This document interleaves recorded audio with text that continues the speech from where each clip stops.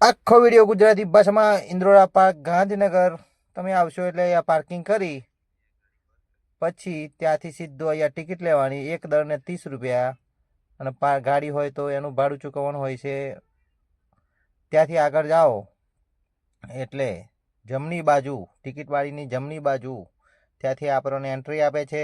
ત્યાં ધીરે ધીરે ધીરે આગળ જવાનું, આપણે ગાડી પાર્ક કરી દેવાની. તમે વિડીયો જોતા રહેજો ભાઈ, હું તમને પૂરેપૂરી માહિતી આપીશ. અહીંયાથી તમારી સિક્યુરિટી ચેકિંગ થઈ જાય, તમારી ટિકિટ ચેક કરશે, તમારું બેગ ચેક કરશે, તમારે કંઈ ખાવાનું વધારાનું લાયા નથી એ ચેક કરશે. અંદર કોઈ વસ્તુ અલાઉડ નથી. આ ત્યાંનો નકશો છે ગુજરાત ફોરેસ્ટ. ત્યાંથી તમે નકશો જોઈ અને ત્યાંથી આગળ જવાનું.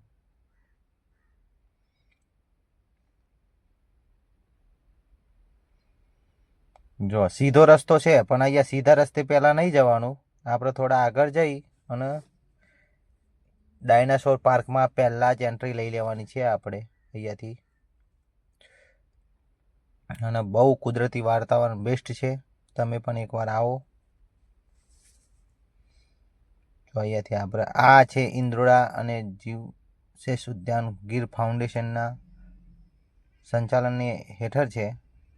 અહીંયાથી તમે એન્ટ્રી આપશો એટલેથી ચાલુ થાય જોવાનું. સૌ પ્રથમ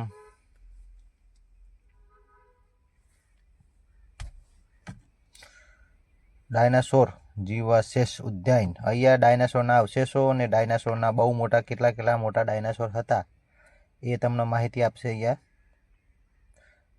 અને આ આવેલું છે ગાંધીનગર, પાટનગર ગાંધીનગરમાં રોડ સર્કલ, 0 સર્કલ.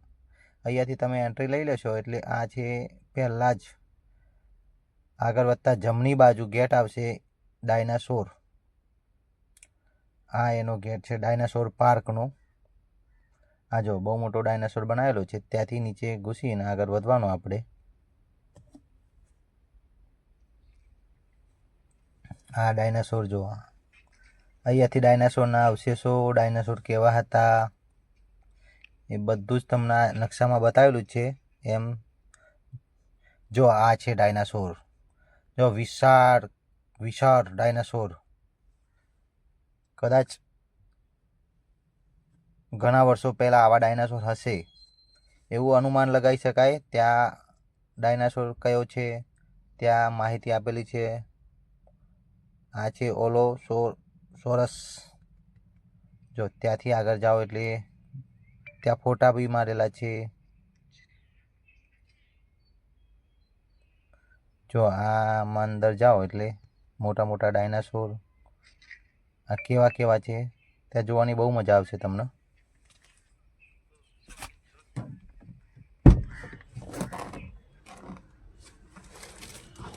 અને એકદમ કુદરતી વાતાવરણ છે ત્યાં. આ છે ત્યાંના અવશેષો, જે પુરાણા જમાનાના પથ્થર છે. અમુક ડાયનાસોરના અવશેષો છે જે ઘણા વર્ષો જૂના અવશેષો છે. આ બાલાસિનોરથી મળેલા, આપણે જે રૈયાલીમાં અંદર બાલાસિનોર ડાયનાસોરના અવશેષો મળે ત્યાંથી લાવેલા છે અવશેષો અમુક. આ જો ત્યાં જાઓ એટલે આ બધા ગોળ બનાવેલા છે, તેમાં બધા અવશેષો છે. અને આ રીતે પૂતળા બનાવેલા છે ડાયનાસોરના, કે આવા ભવિષ્યમાં દેખાશે. આપણે કોઈ જોયેલા નથી પણ ત્યાં બતાવે છે કે આવા હોઈ શકે એમ.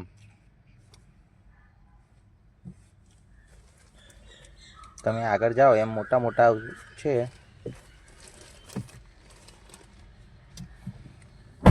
મિત્રો આટલા સુધી આવ્યા છે જોતા વિડીયો, તો આપણી ચેનલ સબસ્ક્રાઈબ કરી દો.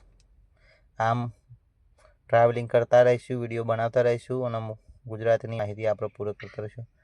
આ ડાયનાસોર છે. જો આ ગોળ રહ્યું ને ત્યાં અંદર અવશેષો છુપાયેલા છે. જો આવા બી ડાયનાસોર હશે કંઈક એવું લાગે, કેવું અલગ લાગે. અને એકદમ કુદરતી નજારો બોસ. તમે ફેમિલી સાથે આવી શકો છો.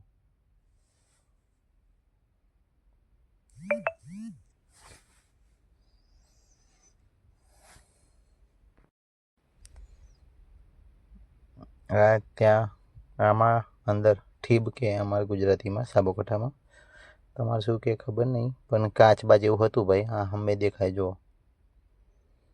એકદમ ઉપર રેસ એકદમ પેલું છિલકી જેવું આવે ને એ છે જો. આ સામે રહ્યા જો. હા જો ઝૂમ થઈ ને જો આ છે ડાયનાસોર. કયો આવા દેખાતા હશે, દાંત જો એના ખાલી. આવો દેખાય. આ એક જ ઝાટકે આપણને ગળી જાય. કદાચ અત્યારે નથી તે સારું છે. આમ ઊંચાઈમાં લંબાઈમાં બહુ મોટા છે ત્યાં પૂતરા બનાવેલા છે, પણ આપણે તો હવે જોયેલા નથી રૂબરૂ તો. પણ પૂતરા જોઈને મન વારવાનું કે આવા ડાયનાસોર હશે.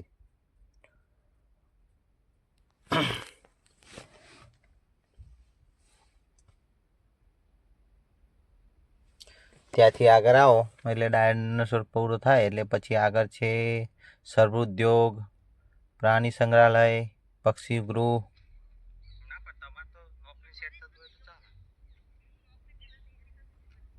અહીંથી આગળ આવો તમે એટલે તમને અહીંયા મળી રહેશે.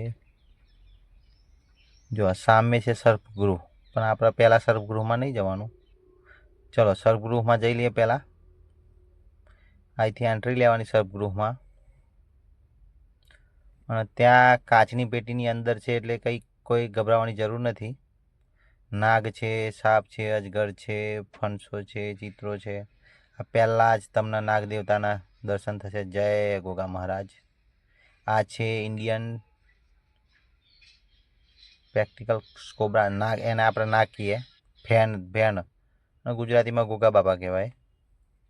આ છે આ જો સૌથી ઝેરી સાપ. આ ચિત્રો કે ને ચિત્રો આ ફૂંક મારે નહીં. હા જો ફૂરસો બહુ સૌથી વધારે ઝેરી સાપ. આ માટીમાં રહેવાવાળો સાપ, રણમાં રહેવાવાળો સાપ છે. જો દેખાય એ ભૂરો ભૂરો એ હા. આ આપણે ધોમણ. આ બિનઝેરી સાપ છે. સાપ કહેવાય પણ ધોમણ, આપણે ધોમણ ગુજરાતીમાં ધામણ કહેવાના. આ બિનઝેરી. આને આ કરડે તો કોઈ ઝેર ના ચડે. અને ત્યાં કાચની પેટી આપેલી છે એટલે આ બધા બહાર ના આવે.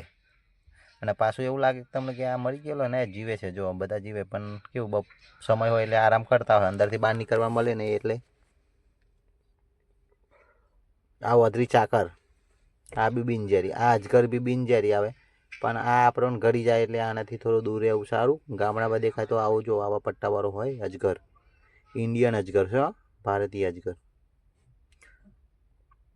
જો આ છે પાછો એક બીજો અજગર જ છે ત્યાં. આ પાછું કંઈક અલગ છે.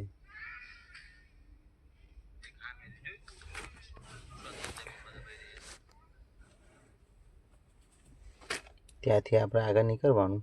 એક વારા પરથી બનાવેલા જ છે ત્યાં. આ બી અજગર છે, પણ જેમ કદ મોટા છે. અલગ અલગ અજગર મતલબ હોય ને.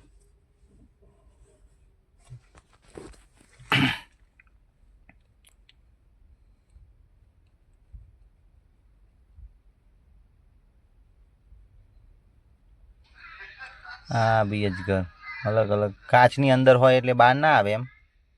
પછી ત્યાંથી આપણે બહાર નીકળી જવાનું છેલ્લો જોઈ, અને ત્યાંથી આપણે પ્રાણી સંગ્રહાલયની અંદર આગળ વધવાનું. મતલબ સર્પગૃહની બાજુમાં જ રસ્તો જાય છે સીધો જ. ત્યાંથી પ્રાણી સંગ્રહાલય છે જ્યાં સિંહ, દીપડો અને વાઘ ત્રણ એના પાંજરા બનાવેલા છે. બેસ્ટ પાંજરા છે ભાઈ. એટલે ના સિંહ બહાર આવે, ના વાઘ બહાર આવે, કે ના દીપડો બહાર આવે. તમને ચલો વિડીયોમાં બનાવી રહેજો, હું તમને પ્રાણી સંગ્રહાલય આગળ બતાવું. જો અહીંથી સીધા જશો એટલે આટલા આવશે. આ છે જો પહેલું જ પાંજરું આવશે સિંહ અને સિંહણ. આ સિંહણ છે. અને આ જો આ વનના રાજા જો કેવા આરામથી ઊંઘે છે. આ છે ગીર, આપણા ગુજરાતનું ઘરેણું ગીરના સાવજ. જો એ સામે રહ્યા જો એ જો ઊંઘે છે ને આરામથી ઊંઘે બપોરના. આ સિંહ અને સિંહણ બંને જોડી છે ભાઈ ત્યાં. પછી ત્યાંથી તમે આગળ જાવશો એટલે આ જો આ સિંહણ. પછી આ ત્યાંના બીજા પાંજરામાં આગળ જશો એટલે વાઘ ને વાઘણની જોડી છે ત્યાં.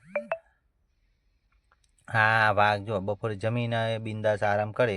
અને આની દિવાલ એટલી ઊંચી છે કે વાઘ કૂદીને બહાર ના આવી શકે, એટલે ચિંતા કરવાની નહીં. બિંદાસ બેઠો છે ને જો તો. આનું બહુ મોટું પાંજરું છે જો. એક નાનું ને એમ મસ્ત એ બનાવેલું છે કુદરતી. અને એનાથી આગળ આવો એટલે ત્રીજા પાંજરામાં છે દીપડો, ખૂંખાર દીપડો. કારણ કે આ પાછું આને દીપડો બહુ તોફાન, મતલબ બહુ અંદરથી બહાર નીકળવાની કોશિશ કરતો હતો. કદાચ ભૂખ્યો હોય તો એવું કરતો હોય ને કદાચ કોઈ જોઈ ગયો હોય તો એવું કરતો હોય. આ બહાર નીકળવાની બહુ કોશિશ કરતો હતો, વારે ઘડીએ ગેટ. આપણે ત્યાં ફૂલ સેફટી છે, જોખમ નથી આપણે, એટલે વાંધો નહીં. પછી ત્યાંથી બહાર આવી ગયા એટલે ત્યાં મોટા મોટા અજગર છે. હા જો મોટો ભારતીય અજગર, બહુ મોટો અજગર, મતલબ આપણા પોતાના માણસને 50-60 કિલોનો કરી જાય. અજગર પૂરો થાય પછી ત્યાંથી આગળ પક્ષી ગૃહ છે. આ સારસ કે હા લગભગ સારસ છે. ત્યાંથી પક્ષી ગૃહ છે પાછળની ભાગમાં. હવે વધારે જોવાનું નથી, પાછળ ભાઈ પક્ષી ગૃહ છે અને બધા નાના મોટા પક્ષીઓ છે, પણ સાબર ને હરણ ને એવા બધું આવે છે. હા જો આ પક્ષી ગૃહ, નાના નાના પક્ષીઓ છે આમાં. હું તમને બતાવું, વિડીયોમાં આગળ બનાવો ને. બધા જગ્યાએ તમે એકવાર ટિકિટ લીધા પછી એન્ટ્રી બધી જગ્યાએ મફત જ છે, અંદર કોઈ જગ્યાએ પૈસા ચૂકવવાના નહીં. જો આ ત્યાં બપોરે સેવા બી સારી એવી થાય, જમવાનું બી એમનો ત્યાંના ગાર્ડ બી કમ્પ્લીટ જ હોય. ત્યાં આ પક્ષીઓ જો અંદર બધું જમવાનું બમવાનું મૂકાઈ જાય, પાણી મૂકાઈ જાય સવાર સાંજ 2 ટાઈમ. અને રંગબેરંગી પોપટ, આને શું કહેવાય ખબર નહીં, પણ બધા રંગબેરંગી પક્ષીઓ છે. જો તમે બાળકોને લઈને આવશો ને તો ભાઈ અહીંયાની ટિકિટ 30 રૂપિયા છે ને, પણ વસૂલ છે. તમે પક્ષીઓ, પ્રાણીઓ, શ્રભગૃહ, જંગલી પ્રાણી, પછી જંગલના જે હરણ છે એવું બધું જ જોવા મળશે તમને. આ બ્લડ જો અંદર જો નાની નાની ચકલીઓ ને એવું બધું. આ જો બહુ જૂના બહુ કાચબા છે. ત્યાંથી ઉપર પછી ઉપર જાઓ ને એટલે કાચબા છે બહુ મોટા. અને તેમને પણ ખોરાક છે ને, રોજ ફ્રેશ ખોરાક ખાવા મળે. જો આ કાચબો ખાય જો. પછી ત્યાંથી તમે આગળ આવો એટલે આ છે મગરનો એરિયા. હા જો આ વેલ માછલીની હાડપિંજર છે. આ બહુ મોટું હાડપિંજર છે ઓરિજિનલ. પછી જો આ છે મગર. આમાં એવું લાગે કે આને મરી ગયો છે, પણ જોજો હમણાં હલશે. જો બતાવું, હા જો મોટા મોટા મગર. આમને એવું લાગે કે આ જાણે મરીને પડેલો છે, પણ ના, એવું હોતું નથી. આ જીવતા હોય અને રેલિંગ કૂદીને અંદર નહીં પડો ને તમારો ખાત્મા થઈ જાય. જો હમણાં છે, જો બતાવું. હા જો આ છાબર છે, ત્યાંથી હરણ, છાબર ને બધાનું ભેગું છે. એક વિડીયો શૂટ કરવાનો રહી ગયો. હવે વિડીયો અહીંયા પૂરો થાય છે. જય હિન્દ, જય માતાજી.